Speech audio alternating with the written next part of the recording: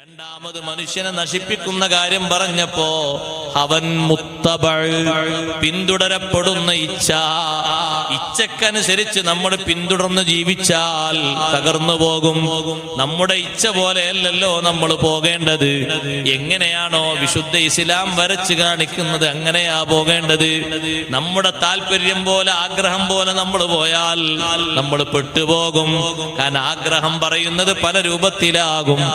ആഗ്രഹം നമ്മളെ കൊണ്ട് ചെയ്യിപ്പിക്കുന്നത് പല വിധേനയാകും. എല്ലാം നമ്മുടെ ദീനിന് അനുകൂലമായി കൊള്ളണമെന്നില്ല. ആഗ്രഹം പോലെ നടന്നാൽ എല്ലാവരും പെട്ടുപോകും.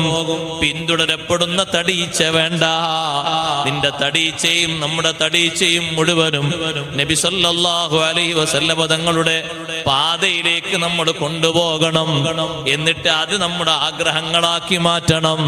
മനുഷ്യനെ തകർക്കുന്ന ഒരു കാര്യമാണ് അവൻ തോന്നുന്നതിനനുസരിച്ച് അവന്റെ ജീവിതം ക്രമീകരിക്കുക. അതിന് എളുപ്പമാണ് ഈ കാലഘട്ടത്തിൽ. ഒരുപക്ഷെ ആളുകളെയും കിട്ടിയെന്ന് വരും. പലരും ആ രൂപഭാവങ്ങളൊക്കെ ചിന്തിക്കുന്നുണ്ട്. തോന്നുന്നത് പോലെ നടക്കാൻ മുഅ്മിനീങ്ങളെ നമുക്കത് പറ്റില്ല.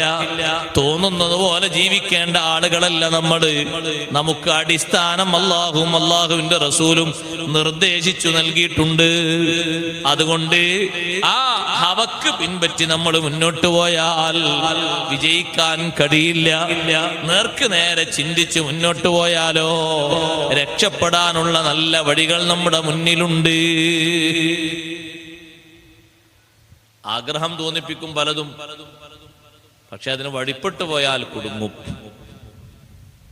ആഗ്രഹം തോന്നിപ്പിക്കുമ്പോ ചിന്തിക്കണം, ഈ തോന്നിപ്പിക്കുന്നതിന്റെ പിന്നാമ്പുറത്ത് വല്ല ചതിയും മറഞ്ഞിരിക്കുന്നുണ്ടോ എന്ന് ആലോചിക്കണം.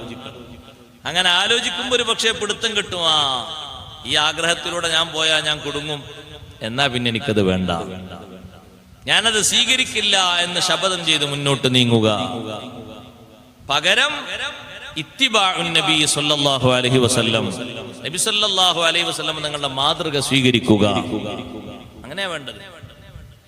അതേത് വിഷയത്തിലാണെങ്കിലും അങ്ങനെ ഒരു മാർഗം അവലംബിക്കുകയാണെങ്കിൽ ആള് കുടുങ്ങൂല.